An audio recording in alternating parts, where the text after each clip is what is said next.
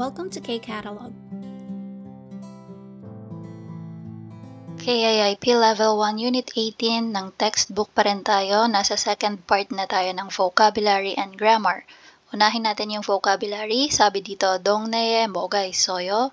So, ano daw ang meron sa 동네 mo? So, ang 동네, it means street or lugar. So, ano daw yung meron sa lugar mo? 그것은 어떤 특징이 있어요? So, 특징, it means characteristic. So, kung iti-describe mo yung lugar mo, ano daw yung mga characteristics na meron? Okay, so for example, itong nasa natin, picture. So, ito yung lugar niya, 동네 nila, and ano yung meron? 24시간 배달이 되다. So, available daw ang 24-hour delivery. So, meron silang isang store sa lugar nila na available ang delivery for 24 hours. And then, 은행. So, may bank na nag-ooperate hanggang 4 o'clock. 4시까지 문을 열다. So, ibig sabihin ng 문을 열다, bukas sila ng hanggang alas 4. So, again, 은행 siya, bangko. Another one, 자전거 도로. Pag sinabi mong 도로, yung road. Okay? So, road for bicycle. So, dun sa lugar daw nila, may specific road for bicycle. And then, bus 전용 차로. So, meron din daw bus lane. So, 전용 차로. So, may bus lane, tapos may bicycle lane or bicycle road. And, syempre, iba pa yung sa mga cars. Okay? Yung mga common na sasakyan. And then, 쓰레기 봉투를 팔다. So, dito daw sa mart na to ay nagbebenta ng plastic bag for trash, para sa basura. And then, 약을 팔다, dito naman yung kanilang 약국 or pharmacy. So, 약을 팔다, ibig sabihin, palda to sell. So, nagbebenta daw ng gamot dito. So, malamang, ito ay 약국 or pharmacy. Another one, 주말에 문을 닫다. So, we have here yung post office, 우체국. Sabi niya, kapag jumal daw or weekend ay sarado, 문을 닫다. Cafe, 팥빙수를 팔다. So, dito daw sa cafe na ito ay nagbebenta ng 팥빙수, yung kanilang shaved ice or halo-halo sa atin. Okay, so yan, dinescribe niya yung kanilang lugar. Now, ito namang nasa baba, sabi, 여러분의 동네에 뭐가 있어요? So, yun nga, same ng question sa taas. Pero ang tinatanong this time is yung iyo namang street. So, kanina yung example dito, no? Yung lugar dito, dinescribe ano-ano yung mga meron.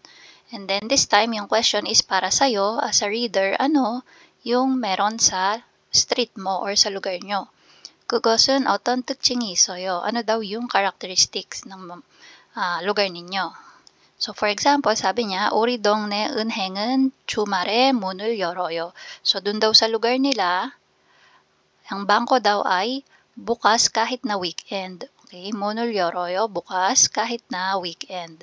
So, yun yung isa sa mga special characteristics ng lugar nila. So, for example, sa atin din, may mga iba't ibang pwedeng makita sa lugar natin, pwede nating sabihin yan. Second part ng grammar natin for level 1 unit 18, we have 동사 or 형용사 plus 는데, verb or adjective plus 는데.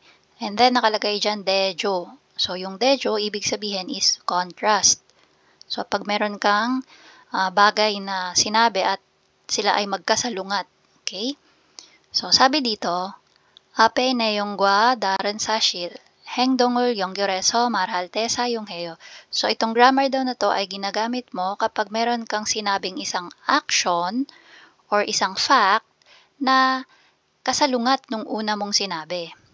Okay? So, for example, Angela 씨는 한국 생활이 어때요? So, question niya, no? Angela, kamusta naman buhay mo dito sa Korea? Sagot ni Angela, so, ayan, no? Dalawa nga yung niya. Naghahambing siya eh. 조금 힘든데 재밌어요. So, yung word dito na 힘든데, yung original word dyan is yung 힘들다, which means hard. So, nahirapan. So, 힘들다. So, yun yung first na sinabi niya, no? Tapos, dinugtungan ng 니은데. Okay? So, naging 힘든데. Tapos yung kasunod niya na sinabi is 재미있어요. So ano ba yung 재미있어요? Interesting or fun. Okay? So ibig sabihin yung dalawang to in contrast with one another, no? So masaya tapos mahirap, 'di ba? Or interesting pero nahirapan. Yan. So another one.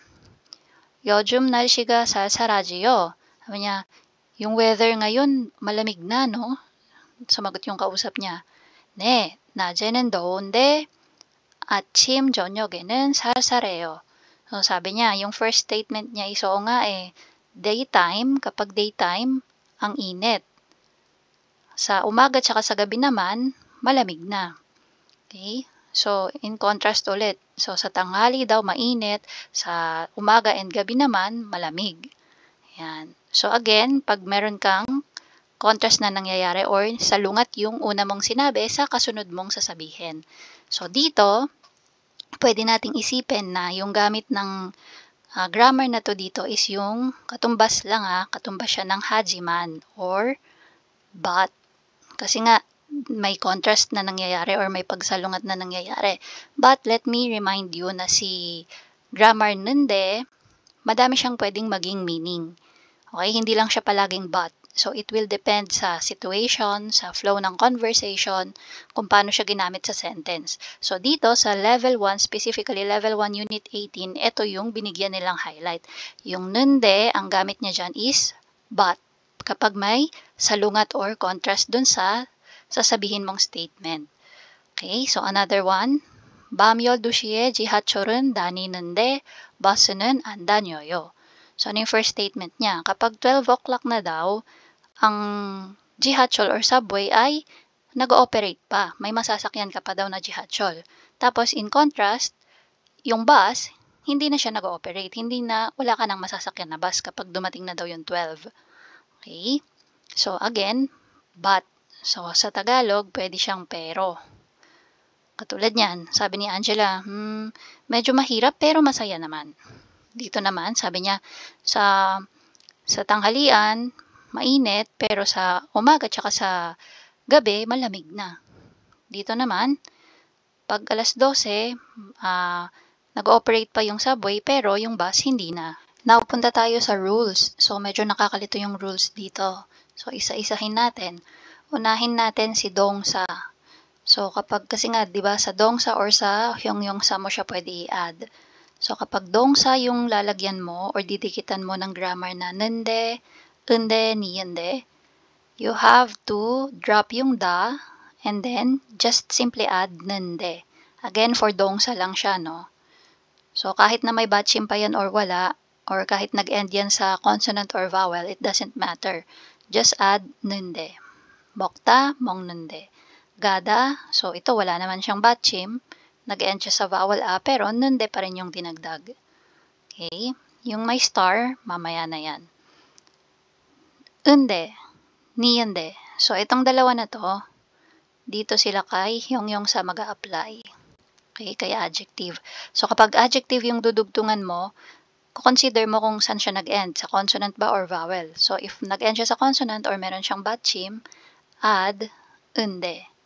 Kapag wala siyang batchim or nag-end siya sa vowel, add niyunde. Yan. So example, jakta, jotta. Pareho silang may batchim. So dinrap na natin yung da. Giyok batchim, hiyot batchim. So unde yung nilagay. Jag unde, cho unde. And then kuda. So drop mo si da. Walang batchim. Nag-end siya sa vowel u. So niyunde yung nilagay. Okay? So, dito tayo sa may mga stars.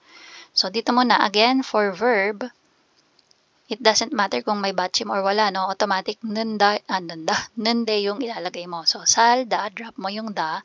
And kaya siya may star, take note na kapag yung verb mo ay nag-end sa real batchim, so, ang mangyayari, madadrop yan. Mawawalan din ng bisa. So, si salda, magiging sa nunde. Okay? So, dito naman tayo, kay molda. So, since molda is adjective or hyongyongsa, so, drop mo yung da, nag-end din siya sa real batchim. So, mawawala ulit tong real batchim, katulad yung nangyari dito kay salda. Pero dahil nga hyongyongsa siya, consider mo pa rin yung kanyang ending. So, ito, nag-end siya sa vowel. After niya mawala yung real, so from molda, naging mo na lang siya. And since wala siyang batchim, niyende yung ilalagay. So, naging monde. Yan. So, dito sa baba, may note tayo, no? So, hindi lang pala siya kay verb at adjective mag-a-apply. Pwede din kay miyongsa or noun. So, pag miyongsa, paano naman siya? So, pag miyongsa, according dito sa ating tip sa baba, same kay dongsa. It doesn't matter kung nag-end siya sa vowel or adjective. So, you just simply add inde. Okay? So, again, pag miyongsa or noun yung dudugtungan mo, you simply add inde. So, kahit may batchim pa yan or wala. Example, hakseng. So, hakseng, may batchim na iyeng. Ano yung nangyari? Naging hakseng inde. Next, Egypt. So, Egypt, pangalan ng lugar, wala siyang batchim. Nag-end siya sa vowel u. Pero, inde pa rin yung dinugtong. Egypt, inde. Yan. So, madami siyang dapat i-consider, no? So, ito, don't worry kasi as you, take your time lang sa intindi nyo itong mga to. Hindi mo siya agad-agad makakabisa or maaalala ng within just, ilang days. So, kailangan ginagamit mo palagi, naririnig mo palagi. I-apply natin yung nende, niyende, unde na grammar. So, nilagay ko na ulit dito yung mga rules, no, para hindi tayo malito. So, again, dongsa, automatic, nende, yung i-add. Pwede din si ita, opta. Pag sila yung dudugtungan mo ng grammar na to, drop mo yung da, and then automatic nende din yung i-add natin. Tapos, ano yung dapat nating i-check palagi? Kung real batchim yung ending nung isang word kapag after i-drop yung da. So, kahit na dongsa pa yan or hyongyongsa, kapag real yung final niya na letter, then mawawala din yung letter R na yon or yung real na yon. For hyongyongsa naman, kailangan consider mo yung batchim kung meron, kung nag-end sa consonant or sa vowel. Then, pag nag-end sa consonant, unde. Pag nag-end sa vowel, niyende. Last, yung myongsa. So, same siya with dongsa, no? Kahit may batchim or wala, ang idadagdag mo lang is inde. Okay, so tingnan natin. Number 1, sabi dito, 한국과 여러분의 고향은 뭐가 달라요? So, compare daw sa Korea, yung bansa mo daw or yung lugar mo, ano ang pinagkaiba? Example, so, kinompare si Korea at si US. So, sabi si Jason, 한국에 산이 많다. So, sa Korea daw, madaming bundok. Bundok pala yan. Yan. So, marami daw bundok sa Korea. 고향에 산이 적다. So, sa lugar naman daw ni Jason, which is sa US nga, 산이 적다. Konti lang daw ang mga bundok. Okay, bilang lang. So, tingnan natin. Sabi ni Jason, nagtanong yung isa kay Jason. Sabi, Jason 씨, 한국과 Jason 씨 고향은 뭐가 달라요? So, ano daw yung difference? Anong pinagkaiba ng Korea tsaka ng lugar nyo? Ito yung sagot ni Jason. 한국에는 산이 많은데 제 고향에는 산이 적어요. Sabi niya, sa Korea, madaming bundok, pero sa lugar ko, konti ang bundok. So, yun nga, no? Parang lumalabas yung gamit ng nende, unde, niyonde dito sa level 1 unit 18 na topic ay yung hajiman or but. Kasi nga may pagsasalungat na nagaganap. So, yun yung mga usually na nasa example, no? Salungat sila. Kaya, yung gamit niya dito is but or however. So, number 1, try natin. So, yung question, mapapalitan lang ng pangalan dito. So, hindi na si Jason. Sino na? Si Ramin. So, Ramin shi. Yun na yung question. Papalitan na natin tong Jason shi ng Ramin shi. Ramin shi. 한국과 Ramin shi 고향은 뭐가 달라요? So, ang sagot na natin is 한국은 눈이 오다. Ibig sabihin, nag-snow daw sa Korea. Sa lugar naman ni Ramin, so which is sa Egypt kasi may mga pyramid. So, Nuni Anwa. So, Nuni Anoda, hindi umuulan ng nyebe. So, yung sagot natin, so, dito tayo gagaya ng pattern. So, 한국에는, 한국은, kasi dito nakalagay 한국에. So, dito, nilagay niya 한국에는. So, tayo dito nakalagay 한국은. So, automatic 한국은 na yung lalagay natin. 한국은 눈이 오다. So, dito natin dudugtong yung grammar na nende. So, 오다, since verb siya, ang gagawin natin is nende. So, 오는데. So, 눈이 오는데. Tapos, dudugtong natin yung nasa baba. 고향은, 제 고향은. So, dito, my hometown. So, 제 고향은. Dun sa lugar ko, in my place, 눈이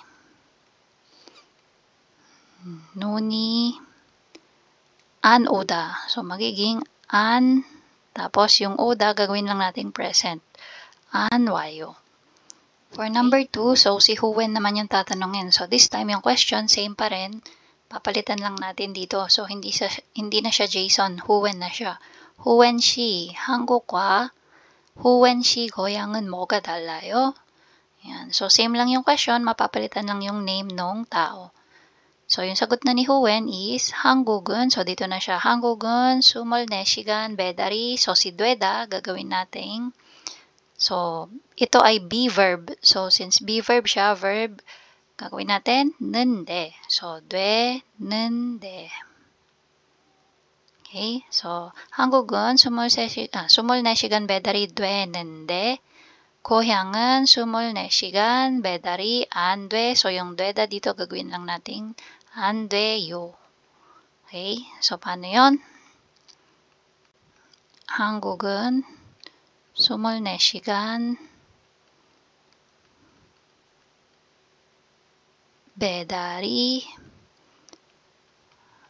되는데 제 고향은 24시간 배달이 안 돼요. Ayan. So, yung number 3. Sino na yung tatanungin natin this time? Si Jamshid. So, paano ulit yung question? Jamshid 씨, 한국과 Jamshid 씨 고향은 뭐가 달라요? So, yung sagot na ni Jamshid, 한국에 버스 전용 차로가 있다. So, 있다, ano yung sabi ko dito? 있다, 없다, ano yung lalagay? 는데. So, 있는데. Tapos, dito, dadagdagan lang natin ng 제 고향에 버스 전용 차로가 없다, magiging 없어요. Okay, so hindi ko na isusulat ulit, no? So, as is na yan. 한국에 버스 전용 차로가 있는데 제 고향에 버스 전용 차로가 없어요. So, sa Korea daw, merong designated line for bus or may bus lane. Sa lugar daw ni Jamshid, wala. So, halo-halo. Bus, tsaka bus, cars, yan. So, kahit anong lane pwede. 사비 dito sa number 2, 한국과 여러분 고향은 뭐가 달라요? 이야기해보세요. So, try nyo din mag-isip katulad nito. Kung may paghahambingin kayo. Tapos, yung pattern, same lang sa kung paano natin ginawa dito. Paano yung pagkakaiba ng lugar mo, kumpara dito sa Korea. And that's it. If you find this video helpful, please hit the like, share, and subscribe button. So I still hope to see you in the upcoming videos, and again, thanks for watching.